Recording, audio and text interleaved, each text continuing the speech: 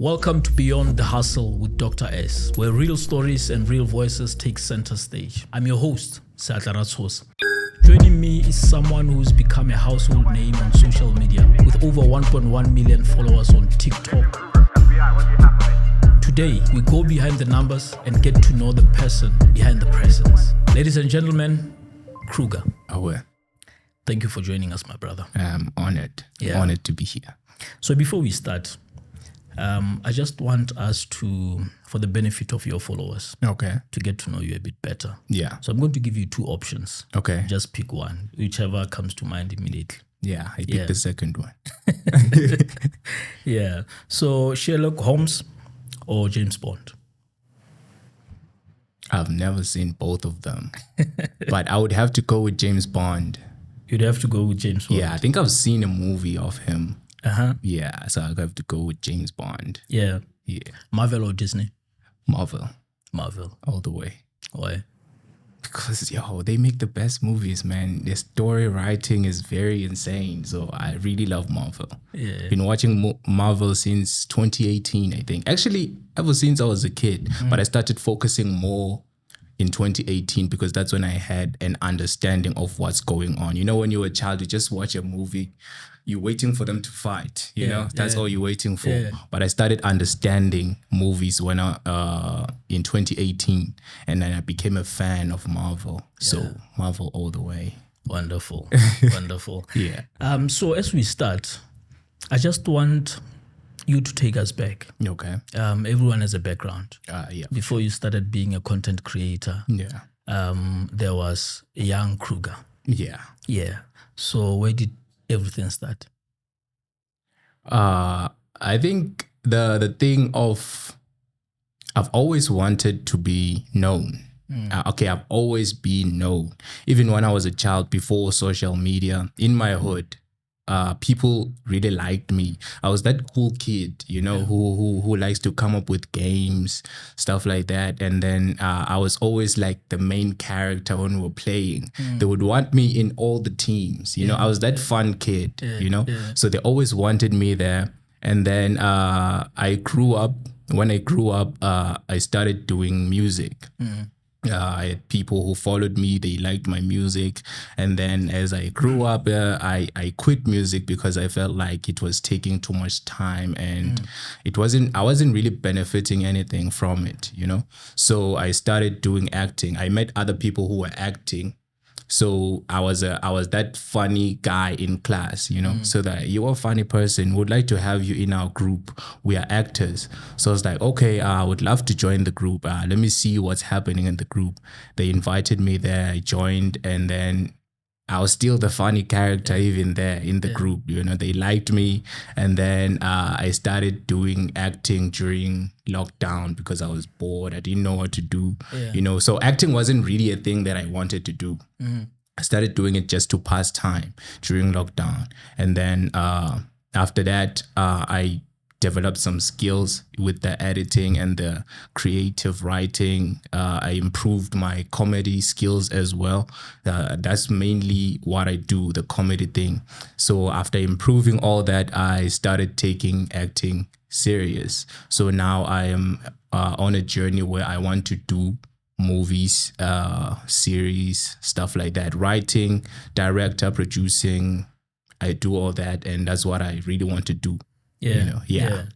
I'm quite interested in the type of genre when you were doing music. I was doing trap. It's called trap. Yeah. I'm not really happy about it. Looking back and listening to, there are some other songs that I really like that I made, but most of them I'm like, I was just wasting my time on this.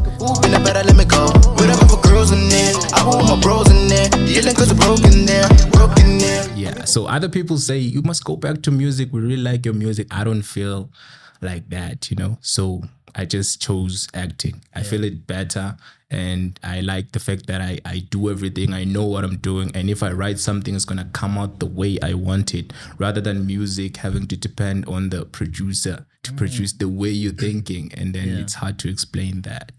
So I was doing trap. You've basically always been an artist. Yeah. So art is my thing. You've always been a performer. Yes, art Yeah. is my thing. Yeah, yeah. Art is my. You know, when you mentioned that you've always been kind of famous Yeah, growing up. yeah, I remember when I was growing up, not necessarily famous, Yeah. but I did a lot of activities, you know, sports, everything that you can imagine at school. yeah. So I was well known. But I always felt like there was a camera behind me. You know that feeling? Do have like that. you are alone in a room and you feel like there's a cam somewhere hiding. Feel like someone is watching you. Yeah, so you always have to, you know, act in a certain way Yeah, wherever yeah. you are, wherever you move. Yeah. I think that was really a destiny telling you that you need to behave in a certain way because at some point you will be before the camera and people are going to know your life. There will be no secrets. There will be nothing that you can hide. Everything be exposed. Yeah. Yeah. So as you were growing up as a kid, how was the support like from family? Do they understand what you are doing? My mom always knew that I liked it. I was a character always, you know, and sometimes she liked that, sometimes she didn't like that because I was that what do we call the curious kid. I don't know what to say, but I was that kid that always does stuff even if I shouldn't do them, you know. So I like to do a lot of things, a lot, and then but as a child it wasn't that important, you know, because I took it as if I was just playing, you know. So when I was in school, that's when I started doing the music and the acting. There was support in my family, but really they wanted me to focus in school because they really didn't understand how this thing works, you know. So they were like, oh no, artists don't make money anymore. Actors don't make money anymore. They used to make money before when they were selling CDs. That was the only way to make money and stuff like that. So my mom really didn't support. She did support, but she wasn't fully into it. She wanted me to focus on school. And then the support came up after she realized that I love what I'm doing and people love what I'm doing and I'm getting a lot of followers and I'm starting to get some income out of it. And then she was like, okay, I can see that what you're doing brings you something and it brings you joy as well. You can keep on doing what you're doing and I'll support you. She's very supportive and all my family members, my little sister, they're very supportive in what I'm doing. They were not as supportive before because I had to focus on school. So they really supported me going to school because if they supported this, maybe I would have dropped out of school, you know. So they avoided that kind of support where we say, yeah, just do what you like. And then I'm like, I'm going to do music. And then I drop out of school and then it doesn't happen that I succeed, you know. So they really pushed me to focus on school and they supported me and they still support me even now with what I'm doing. So there is support in my family. A lot of support. So support is very critical. I was just listening to one of the interviews of the late Kobrizi. And he, may his soul rest in peace. And he mentioned that he had to make a choice between going to college and going to shoot Tsotsi. And, you know, and everything depended on the mother approving or disapproving. And the mother said, no, chase your dream. Go ahead and go and shoot that Tsotsi. So if the support was not there, we would have never known him. Because 5 years later or 4 years later after college, Tsotsi would have been far and, you know, we know nothing about him really. So regards setbacks, as you were going on starting your journey, what are some of the greatest setbacks that you can say were on your way?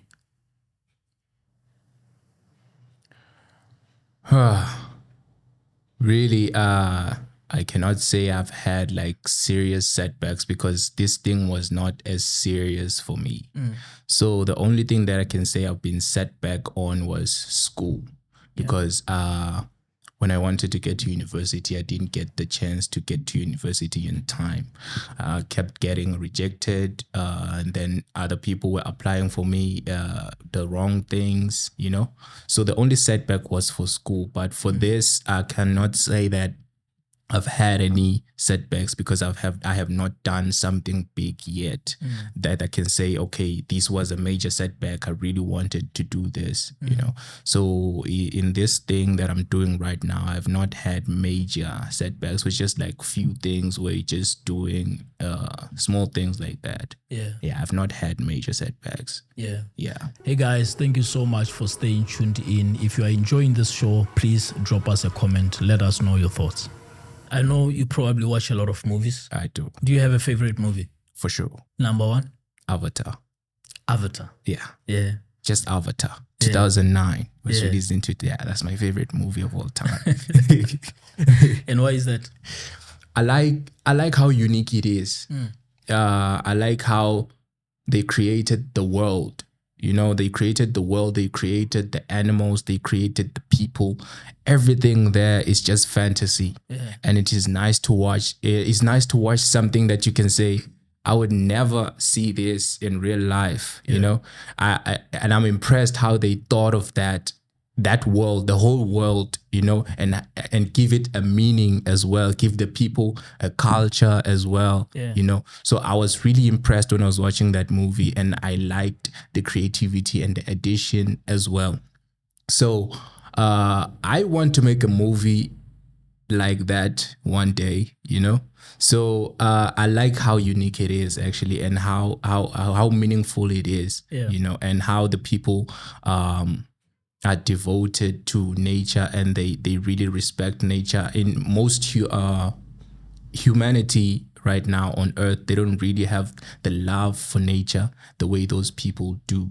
So they were trying to do the same thing they're doing on this planet, like destroying it, trying to make, like giving it the word saying we are thriving, increasing technology and all those things. You know, as technology increases, the earth dies. They have to dig something, they have to have something out of it, and then they are destroying the earth, and then there's they're polluting everything. So they were trying to do that in that world, and those people fought for their world, and they kept their nature, you know, they protected their mother nature, and it was really beautiful for me. I liked watching it, you know.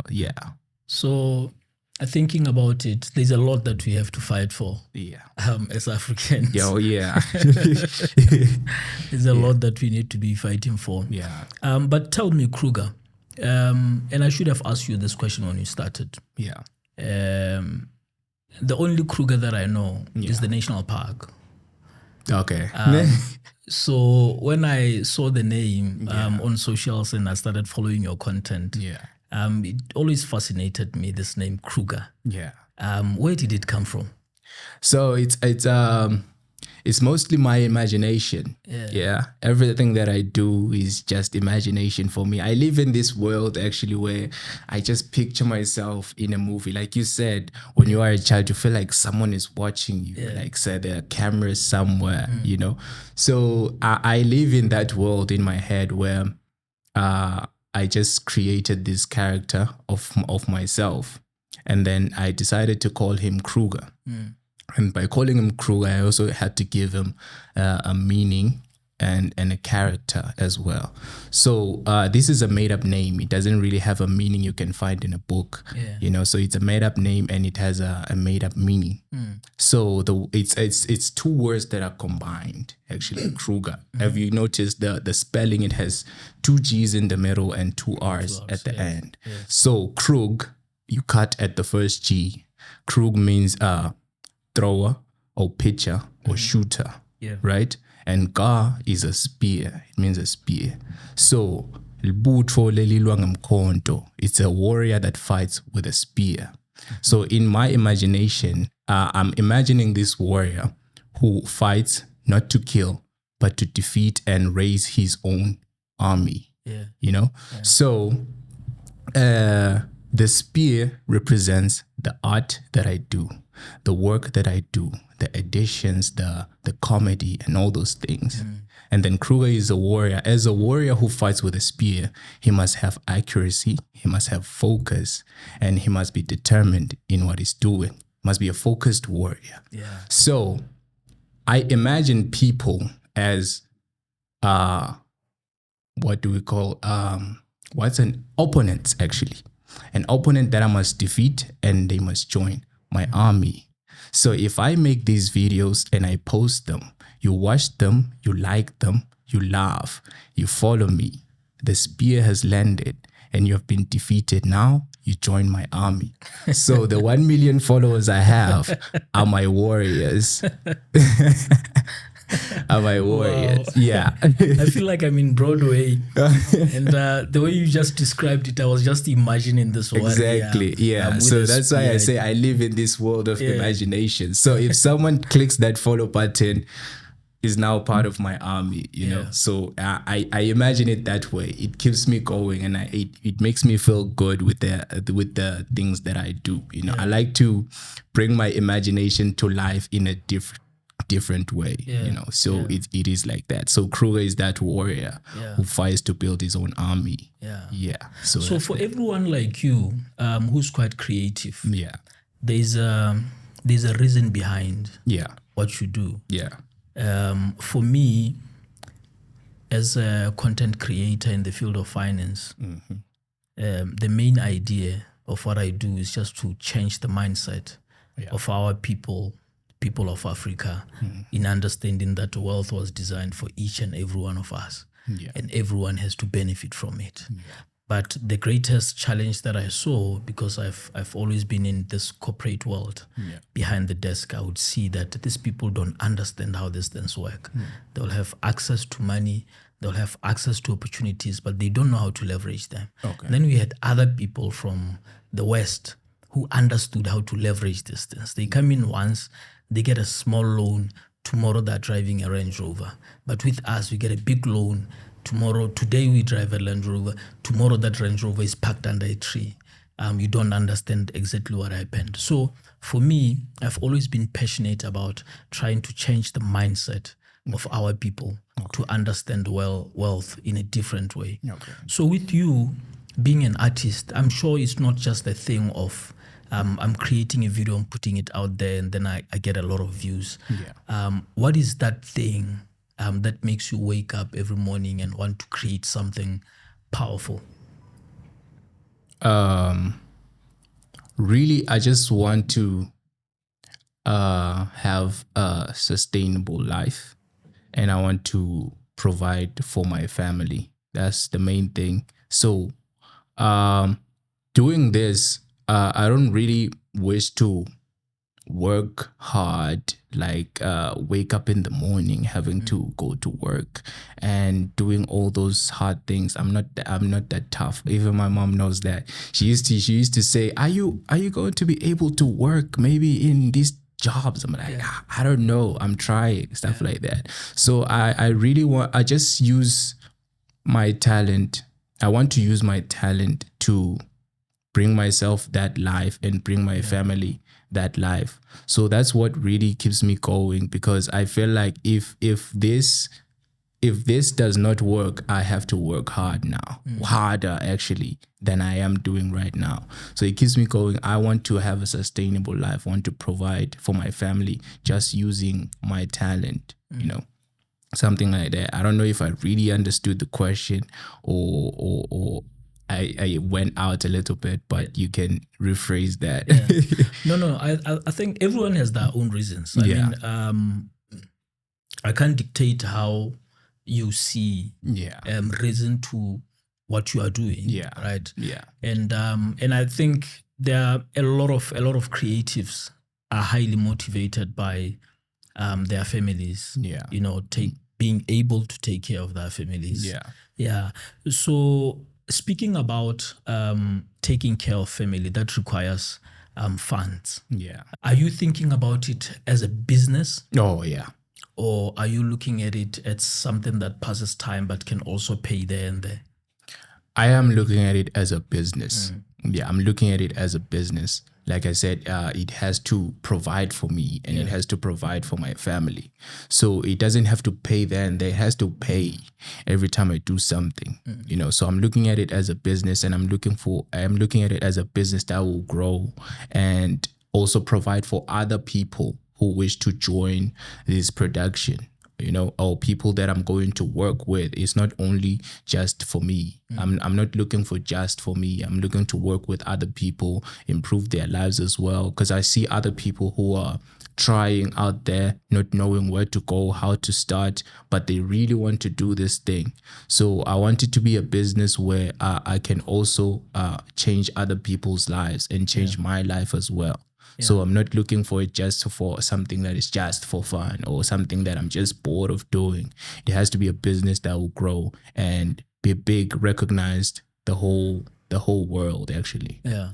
So far, when you look at the creative industry, more especially in your field now, do you see opportunities, maybe comparing it to the earlier years? Yeah, I feel like there are more opportunities to monetize now than there was, because if I were to check back then, they had to make something, they had to sell it themselves. They had to go around places selling CDs, stuff like that. So right now you just do your thing, you put it on social media, you monetize, you make money. Most of the platforms pay. You know, you just have to reach certain levels where you can monetize, and you are exposed right now as a creator. I am here right now because of social media. You know, I don't think if it was back then and I was doing it back at home, maybe acting on stage, things, because that's what they had to do back then, had to act on stage and get paid there. So now just do it, post it on social media, you get recognition, people call you, you get to do all those things, you make money out of it. They ask you to do stuff, promote, you make money out of that. So it's easier to monetize now, even if you are not in the big industry yet. You can have something for yourself. So it's easier to monetize now than it was before. And I feel like before we had the same characters over and over, and now we get to see a lot of talent, and most people, it's easier to create something different. We see people with talent and creativity that can bring something new in the industry. You know, because I can say that if someone was a writer back then, they don't have the new mindset that we have now. They're gonna still write something that is related to what they've seen in the past, and then they want to stay there. So right now we have a young talent, and it's exposed, and it's easier for them to make money because of social media and all those things. So I think it's like that. It just came to mind, you know, as we were speaking, to say back then opportunities used to be fewer. And very few people were paid. Only those who were you know, came for auditions, and they were given an opportunity, were the ones who had been paid. But now we have so many people who are out there, and we choose to follow those people. Right? We choose to follow those people, and all of those people are getting paid in some way or form, but they're not getting paid by Big Brother. Back then we were being paid by Big Brother, but now we are not being paid by Big Brother. I think for you, when you started, you said that was during COVID. When you started, did you understand the extent to which these platforms can pay, or you started because there was hype around the platforms and you thought you just wanted to take your talent out?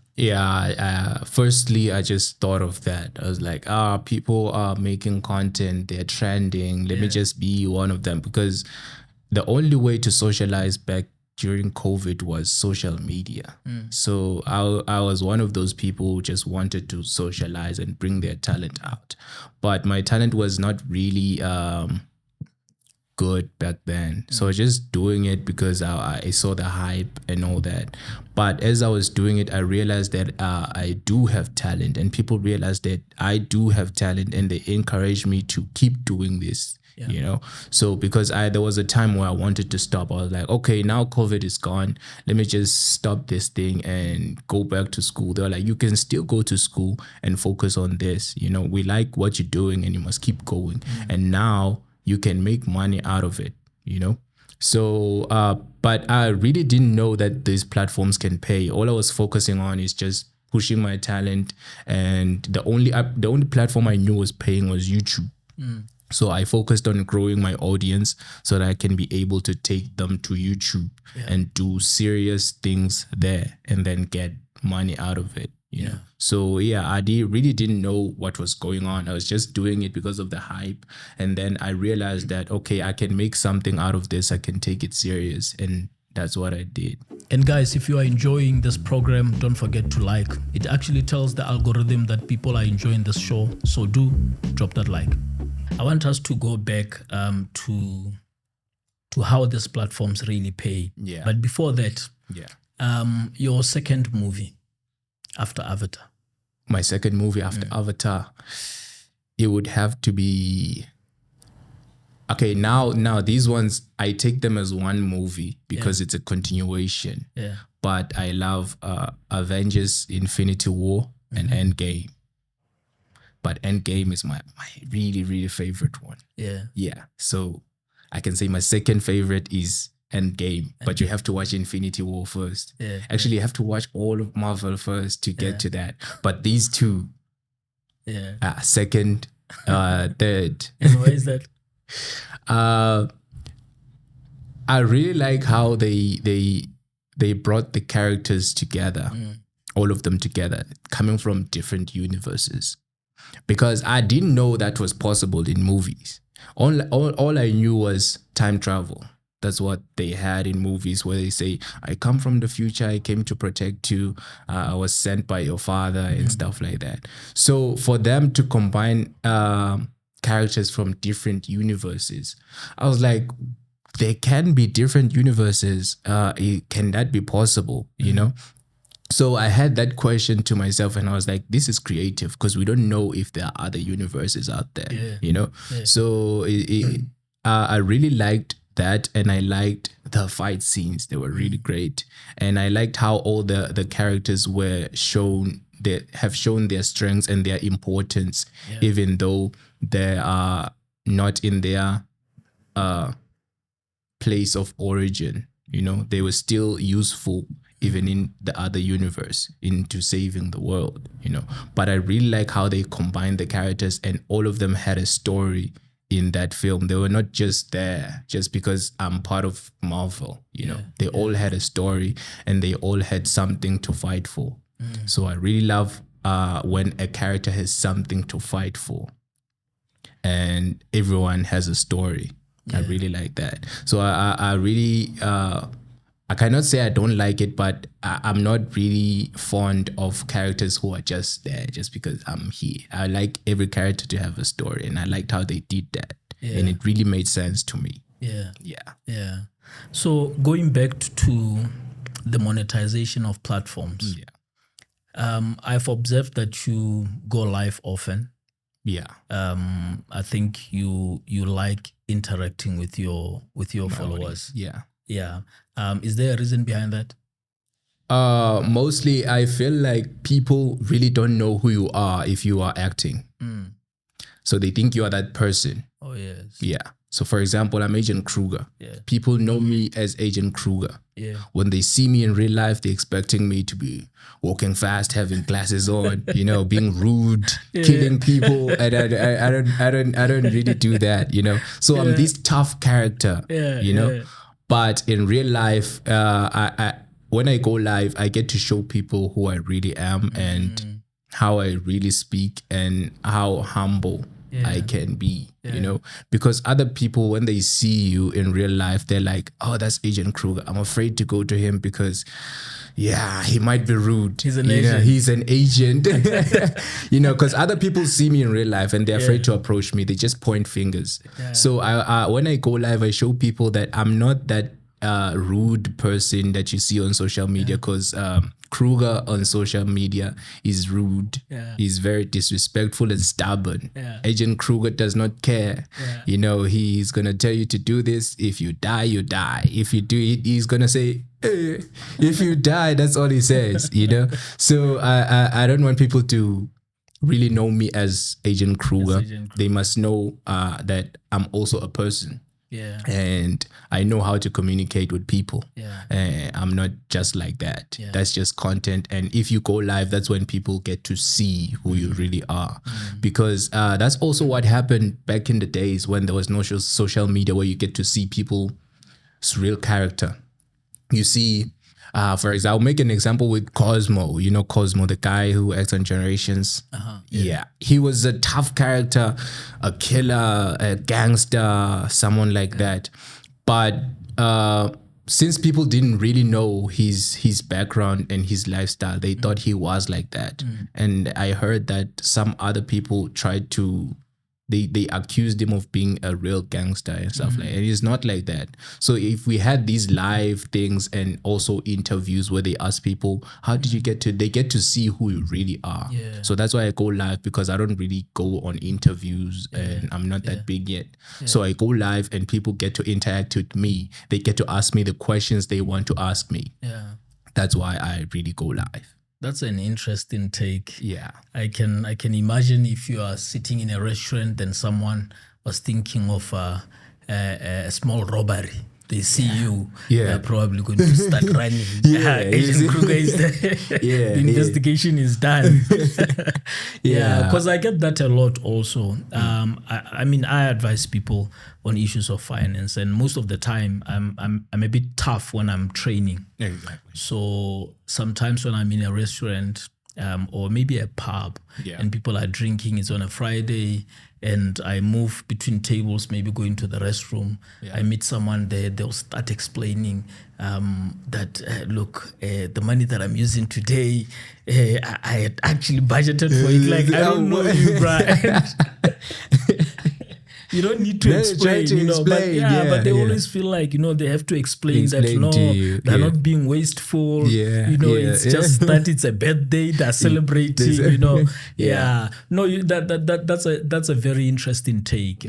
Going live makes you human. They see that this is the person. You can explain some of the things. Yeah, and also, sorry to cut you off, we get to see people who are actually rude on these lives. For example, we see people as good people on the socials. Maybe this is what they're doing. We love them. We're like, oh, this person is really good. And then they get to be exposed. Maybe when they go live, they get to say things that they don't really say on the other stuff. So we get to see who's real, who's not, So then you'll be like, okay, this person is like this. This person is like this. So it exposes the character of a person. Yeah. No, that's a really interesting take. And I think most who have been exposed were through their lives. You know what they say through that. That's a very interesting take. So tell me, from what you have observed in socials when it comes to monetization, what have you seen working? With monetization? For me, it hasn't worked. For me, it hasn't worked yet. I've heard of Facebook paying, but I really was not able to achieve that. Firstly, because my account had violations. I didn't know if they would affect my monetization. My Facebook account had violations, and then I tried to uplift them, but they rejected that. They say I was out of time. So they give you a specific time to fix those violations. I didn't know of that. So when I was trying to monetize, they said I have violations. I tried to fix that, and then my time went out. So I opened a new page, tried to monetize, but I don't know if there are certain levels you have to reach there. I don't know. So I have not really monetized on Facebook. TikTok does not pay for Africans. So the only time you get money is when you go live and people send gifts, So it's like when your fans, they really love your work, they appreciate your work, they'll be like, let me just give you something just for appreciation. So it's like, I like what you're doing, and thank you for making me feel the way I feel. Thank you for making me laugh, because we know other people out there, they are going through a lot. So if you are there to make them laugh, just change the mood for that few minutes. They really appreciate that. So they send those gifts saying it's just for appreciation, you know. So I don't really go live requesting for gifts. I just go live to talk to them. And for those who want to gift, they do that. So they really have been gifting me a lot. I managed to buy a lot of stuff. I was able to buy a phone, buy clothes. The outfit that I'm wearing right now, I bought it with the monetization for TikTok. So right now, I'm trying to monetize on YouTube. So that's why I'm doing content on YouTube. I'm doing short films so that they can be able to watch those films or longer videos of me, because people have been asking me, yo, your content is good, can you please make a movie? And I'm like, yo, I don't have budget for that. And I don't really want to go on social media saying, guys, I want to make a movie, send me money and stuff like that. I don't know, I'm afraid to do that personally.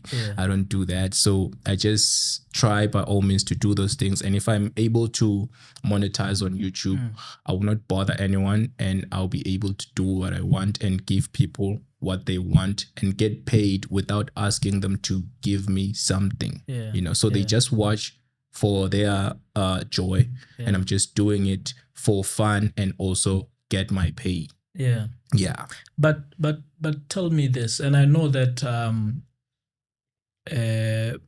the idea of doing it yourself, it's something that most people really want to do. I also like to do that, push myself, get the money, and then give the people what they want. But have you ever thought that it's possible that your funding will come from the people? I mean, you already have over 1 million followers just on TikTok. These people, they watch your videos, they love your videos, they recreate your content. They send you gifts there and there without asking. Right?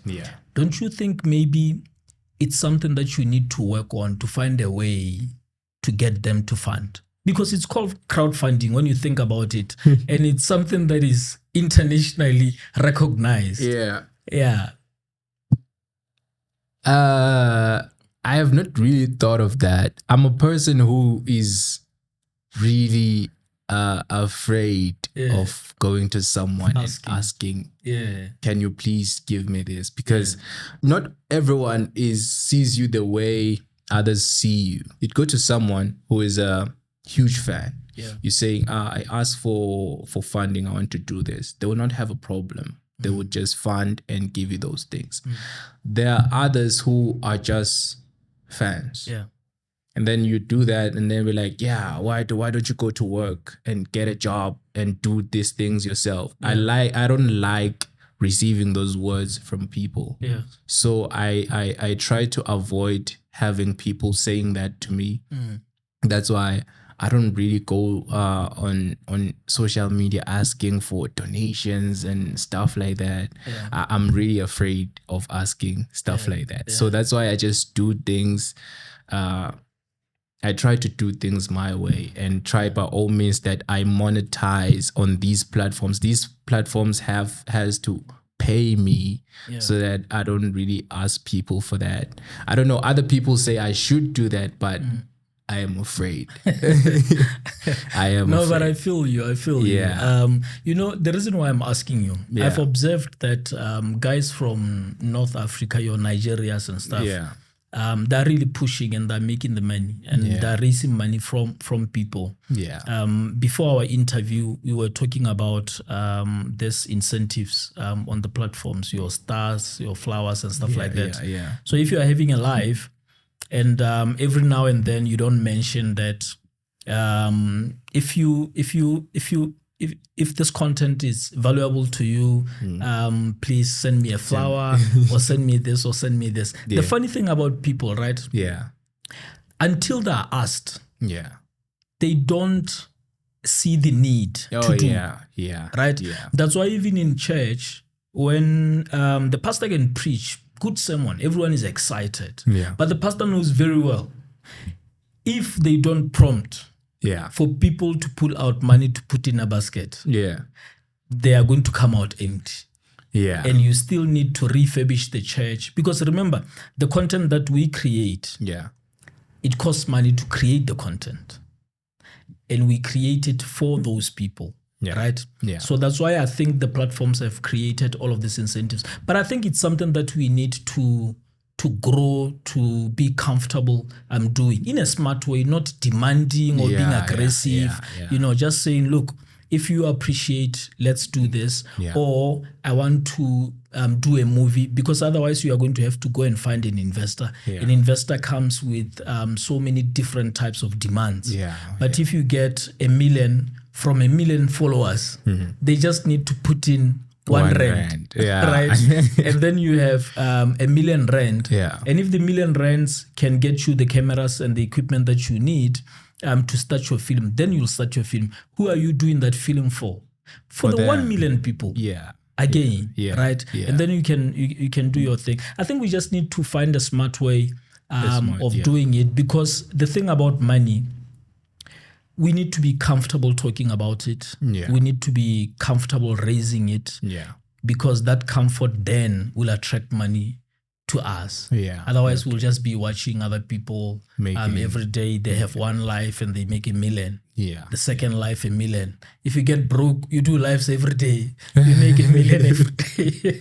I get you now. I get you. And if you know someone who will enjoy this podcast, do share it with them. Let them know that you are enjoying Beyond the Hustle. I wanted to ask you about 3 movies. So we've done 2 so far. So what would be the third? The third,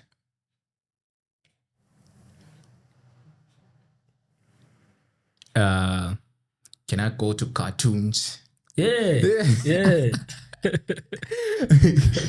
My favorite movie, anyway, go to cartoons. I have to be Moana. I really love that movie a lot.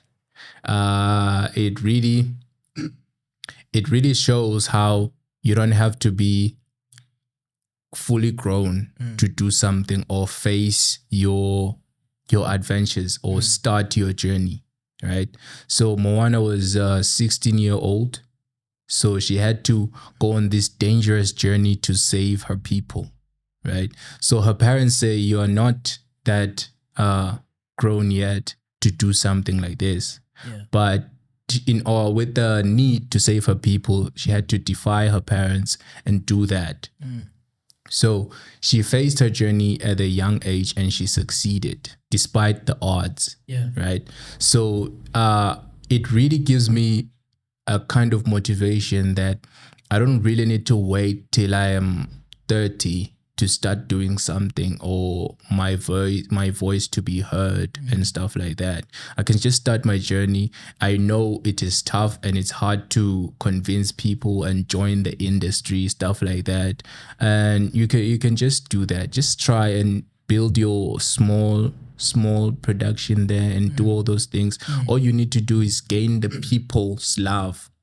Not the people in charge of the industry or the people in power, So all you have to do is gain the people's love and trust and support.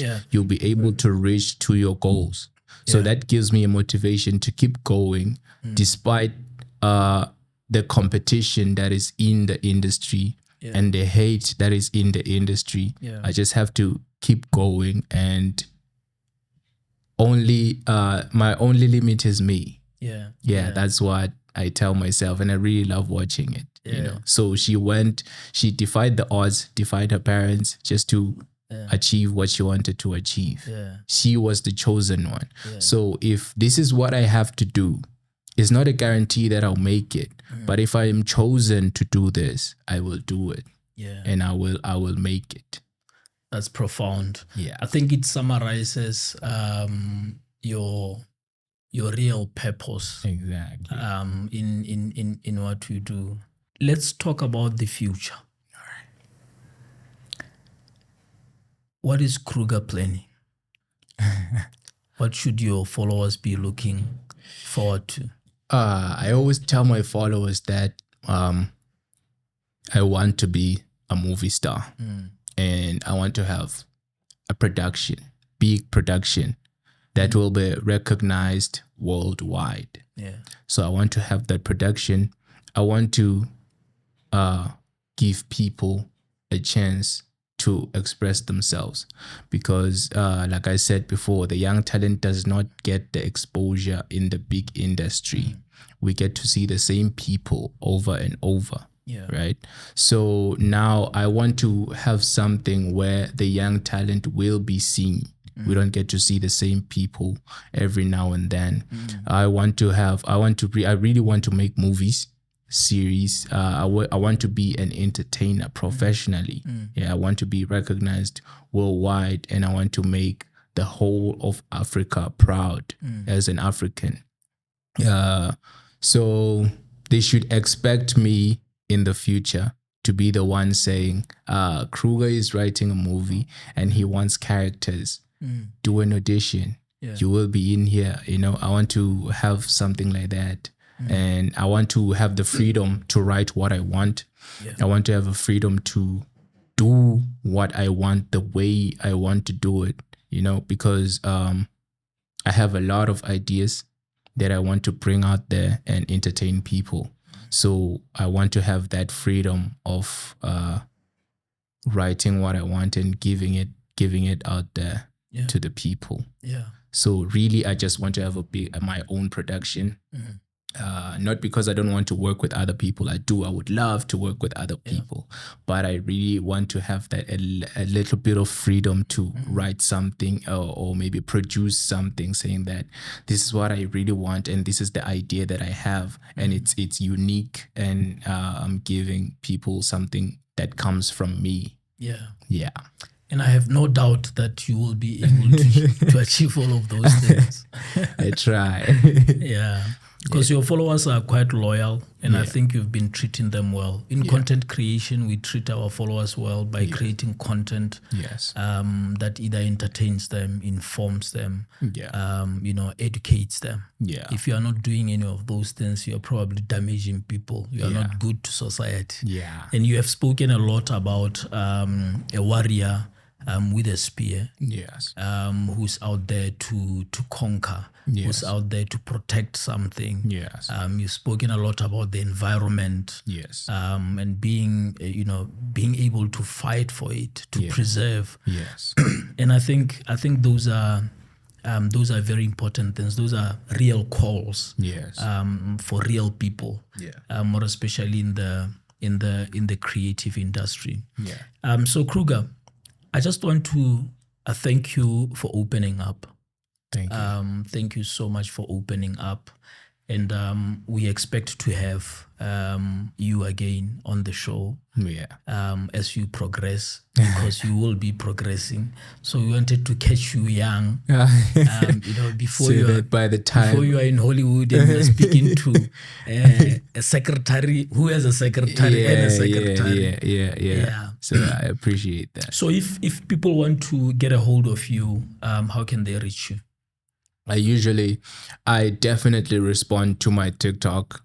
Most of the people with more followers see themselves as famous. They don't check their inboxes anymore. I don't see myself like that. People say, yo, you are famous. I don't see myself like that. I check my inbox. If someone has a proposal, I check my inbox, and I really check on TikTok a lot, and Instagram.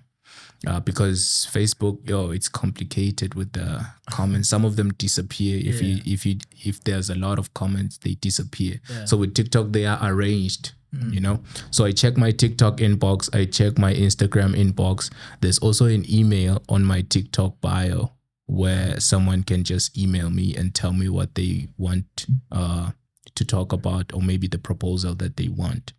That's how you can get a hold of me. I don't really give out my number, because some other people just take your number for fun. They're like, yo, Agent Kruggarr, there was this other lady, she tricked me on TikTok. I was live. She said, I want us to work on something, I was like, okay, it's cool, no problem. If it's about business, it's no problem. She said, please reply to my message on TikTok. I was like, it's okay, I'll check the message after the live. I checked the message, I gave her my number. When we got on WhatsApp, she said, no, I just wanted to have your number. I was like, so I don't like people tricking me like that. If you want us to work on something, let's work on something. If you want us to be friends, be honest with me. We get to be friends, you know. So I get to decide. I don't like being tricked into stuff like that, you know, because you can't give me the mind of saying, okay, now I got someone to work with, and then when I get them disappointed, you know. So I don't. It's a very tricky one because at times you might be getting a legitimate call, and at times you might be getting those type of calls, and you need to find a balance, you know, between that. Maybe get someone who can take those calls on your behalf, because then I used to take my own calls, and I realized that I couldn't be productive. I would get calls during the day. The moment I answer, someone would be like, you know, there's this video that I saw from 2012 and you were saying this, and now I have to address a video that somebody has seen, you know. But nowadays it's a bit different. There's someone who takes the call. So when they answer, the moment they answer, sometimes they just drop on the other side. Oh, okay. When they hear someone who's not me answering the call, because it was not a legitimate call. It was not business. Those that are clear, it's business, they will leave a message to say, look, this is what we're thinking. Where can we send the proposal? We're thinking of engaging with you. Can we set a virtual? So I also didn't want to lose that. So I'll just give them the number, but it doesn't come directly to me. Maybe you should consider that, because I can imagine with your level of following, there are so many people who want to reach out, you know, for business proposals, engagements, because there are also other opportunities that I don't know if those are things that you are interested in. There would be, because for someone with your level of influence, right? At times there are appearances, at times people want to call you for the corporate engagements, so that you can come and do an act. It's still what you do, and I think it will you know, improve more, especially on the pocket side. So if you are open to that, I'm really glad that we had this interview. I appreciate I want to thank you. So we are going to be rallying all the followers of Mochela to also follow Kruggarr, so that they don't only listen to the tough finance things. They have to laugh a bit. For sure. For sure. All right. No, thank you so much, my brother. I appreciate that.